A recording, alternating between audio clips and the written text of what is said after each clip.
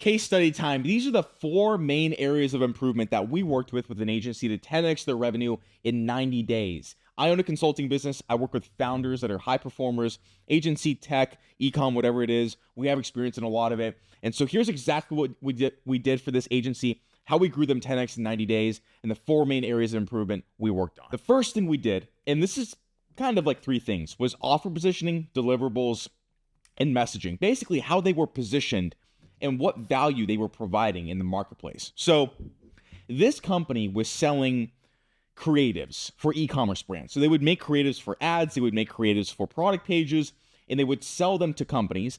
And basically the value proposition was, instead of having to do a photo shoot every time you need creatives, send us product stills and we'll create creatives with people, in environments, etc., to boost conversion rate, etc. But they weren't positioned that way. And they weren't positioned with a clear ROI. And so what we had to do very, very initially is really understand who we're targeting. We're targeting e-commerce brands. They want to be more profitable, right? Their biggest pain point is their customer acquisition costs, their margins, especially now with tariffs, and being profitable. Because a lot of e-commerce brands struggle to be profitable with their customer acquisition costs and their average order value. And that's a massive pain point that we can help them solve. And if we're just positioned in the marketplace as creatives, right? Nice new creatives, it's not compelling. It's not interesting. The offer of what you're providing is so important when it comes to your success in the marketplace and being interesting and having people wanting to actually talk and do business with you. So we looked at the offer and we're like, we need to just reword this. You're not going to change what you're doing, but how you're messaging your value really needs to change. And so we added a clear risk reversal. We attached to it clear performance indicators that we can provide. And these weren't outrageous. I see a lot of people in the marketplace do insane guarantees, insane offer deliverables. They said people can see through this. High-level people can see through a crazy guarantee.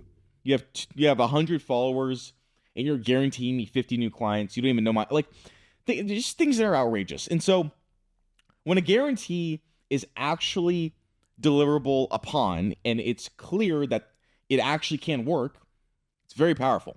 And so we added guarantees around conversions and we added guarantees around increase in click-through rate on ads. Because the main 2 places that we were going to provide value was our creatives are going to make the conversion on product pages higher, and it's also going to increase click-through rate. And so we created guarantees around those metrics, which are very powerful for profitability and growing a brand, which is super important for our avatar. We also added clear timelines in terms of deliverables with the guarantee involved. And so when somebody, this is just basic human psychology, B2B or B2B, B2C, you're dealing with people, right? You're dealing either with the founder of a company or you're dealing with an individual or the head of marketing, whatever the case is, but you're dealing with people and it's never going to change. The more simplistic we can demonstrate our value, we do this in this amount of time and it's going to get you this, right? And so for us, we added a timeline around our deliverable. We're going to increase your conversion rate and your click-through rate if you're running ads in 72 hours, because that's when we can get the first revisions back to them, or blank. Very powerful. And again, you have to be able to deliver on the actual guarantee that you were saying. In terms of how we were positioned, the value we could provide, the pain points we were solving for, and how we messaged and really articulated our distinction in the marketplace went up tenfold overnight, basically. The headline, the VSL changed. We changed everything about the site. We changed everything about our messaging without changing the deliverable, just because we innovated, which is very important. And anybody can do this with any offer. That is number 1. Number 2, the content strategy, which kind of goes in with client acquisition, which is also going to be talked about, was very inconsistent and not specific. When you are a founder that is selling a very specific service, like this founder was, right? Creative agency. We make creatives. It's very easy to make content around that. Very easy. Because all we have to do is reverse engineer who we're speaking to. And so for him, it's e-com brands and e-com founders. And so, okay, here are some things we have to consider. Where are they? What is going to resonate with them? What do they want to see? And what's been working, right? We always want to double down on what works. So for this specific founder, we noticed that before and afters worked really well.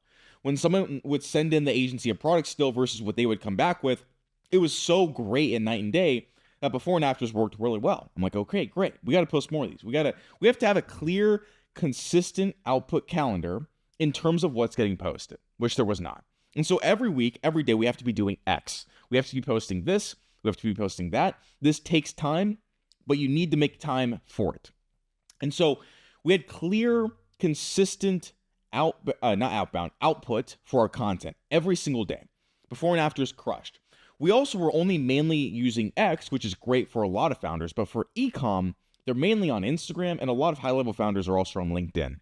And so we started to create short-form content and carousels around before and afters, around case studies, around increasing click-through, ROAS, conversions, right? All of these big metrics that are very important that we can improve, that we know our avatar cares about.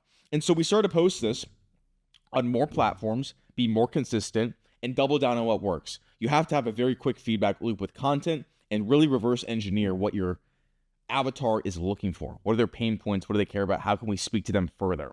And so we'd also speak to the big pain points of the other ways of creating content. And so this is something you should do if you have an agency, is you should throw rocks at the other methods. So for us, it was mentioning how long it takes, how expensive it is, and all these other things around creating content. And then our solution, our before and afters. Crushed. You could do this for any type of deliverable, and it did really well. Let's continue. That is number 2. Sales and acquisition, obviously pretty important. And so when we included this content strategy to be more specific and more niched down, we got more leads, obviously. And so when you get more leads, you have to be very airtight about your process. From initial conversation to booked call, to follow up, to sale close, to onboard, etc. It should be very, very consistent, not only in the funnel to call, but also the funnel to onboard, etc. And their journey, right? Because you have to be able to deliver a great service so that people refer to you and bring you more business. The messaging in our outbound really improved because we changed the deliverable and what we were doing and how we were doing it. And so you want to be really concise, right? You want to condense the wording and really just get straight to the point, especially when you're B2B. Get straight to the point. We were doing this on LinkedIn to founders. We were doing this on Instagram and a little bit of X. And of course, some email when you tie everything in. And you want to be really concise, right? They were using long messages. They were using, all these. We want to get really concise. 120 words or less, typically like 80 words. And you want to get to the damn point. This is what we've done. This is what we do, and you want to have a foot in the door in terms of why they should open up the conversation, which is essentially your friction. So your friction in your sales process is going to change with time. You need to test your friction. And so our friction was around assets that they could use that were complementary to get their foot in the door. And we played with this. We initially started with free asset, right? We'll offer you a free asset. They would respond. We'd send them the asset, but most would fall off. Too much friction. And so you play with the amount of friction that you implement into the acquisition process to see where the drop-offs are. And so then we added more friction. So we stayed consistent with the free assets, but we forced them to get on a call to look at the free assets. Like we weren't just sending them the assets and having this discourse, via DM. And so that actually really, really was the perfect amount of friction. Because that would weed off low-interest people that were just trying to use us. And high-interest people that wanted the asset would hop on a call. They'd speak for 30 minutes with the founder, with the head of sales, and they would go through the asset. They would talk about the offer. They would talk about pain points. We would really probe around their current processes and how we can make it better and how, our offer, our positioning, our guarantee, our risk reversal, everything. And so playing with friction is something you really, really want to test. We strongly believe with any service space, you want to show up front what you can do and build that relationship. You don't just want to have the most amount of friction possible, unless you have a big name, unless you have tons of case studies, but play with this. Play with what you can deliver in terms of your friction and your asset. And last but not least, their mindset and their belief system. And so this gets so diluted and watered down, and you have so many people talking about mindset, and, oh, it's bullshit, blah, blah, blah. It's not. The mindset and the perception of the founder drives the business. And you can't have a founder that is not aware of these things. You can't grow a business with a founder that does not understand their subconscious mind. And so when we consult with companies, not only do we implement strategies and implement marketing tactics and how to brand and how to position, but we also have to look at the mindset and the beliefs of the founder. We have to elevate them because at every stage of revenue, your identity expands. And a lot of times you have subconscious garbage that's going to subconsciously pull you down as you're trying to expand, make scaling a lot harder. And so what we did with this founder is, and like we do with our other clients, we dove deep on their subconscious beliefs, their programming around money, how they view scaling, how they view themselves, their identity, all of these subconscious beliefs that can literally prevent you from ever growing. We had to unshackle them. We have exercises we do with them. We have meditations we do with them. We have deep dives on calls that we work through a lot of this internal stuff to really unleash their potential, to really break through a lot of the ceiling that they might be going through. And when the founder raises their frequency, when the founder is operating from a place of internal reality, external world, and really has the ability to create, things move 10 times faster, 100 times faster, because they're not in their own way. You can have a founder working their ass off, having no idea that the beliefs their parents gave them about money is holding them back. Literally, this stuff is always in you unless you purge it out.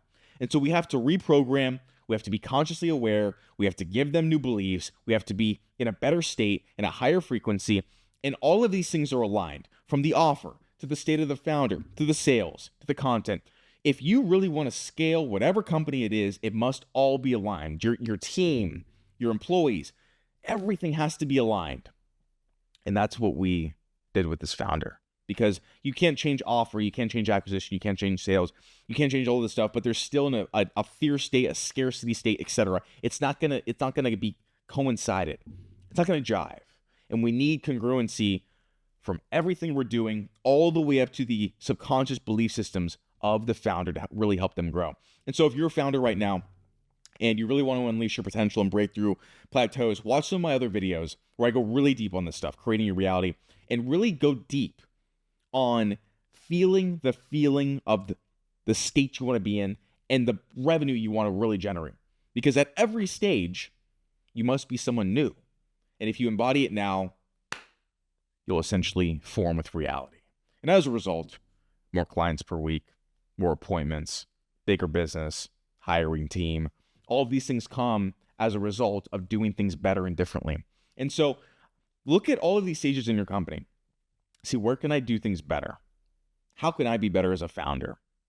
And if you're a high performer and an established founder, feel free to look at the links below. Shoot me a message if you're interested in working with my company, and we'd be happy to talk with you soon.